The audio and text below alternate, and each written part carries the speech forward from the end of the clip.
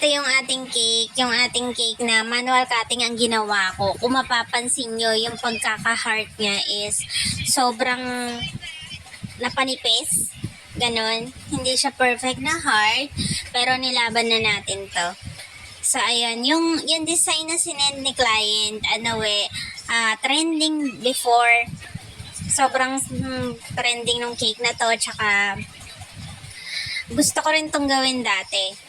So, ayan, ito na, gagawin na natin siya. Ang ano niya is comic design or yung cartoon cake, ganon.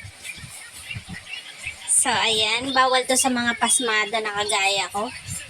Ayan, tapos yung paglagay ko dito sa may gilid, ganyan na lang ang ginawa ko. Hindi ko alam kung ganyan ba talaga. Ayan, tapos pinlaten ko lang siya. Dinikit dun sa pinaka-board niya. Yung pinaka-icing natin. Kasi ganyan yung sa sinendyang example ng cake. So, ayan. O, diba? Sobrang tinang ng heart natin. Nasobrahan talaga siya. Pero, hindi naman siya sobrang sobra.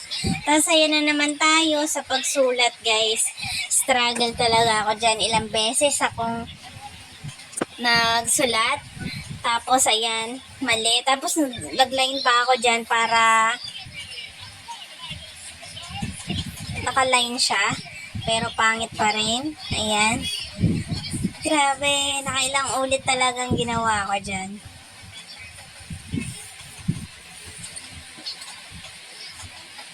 Hindi siya makiayon. Ayan. O, diba? Ang hirap na hirap talaga ako sa pagsusulat.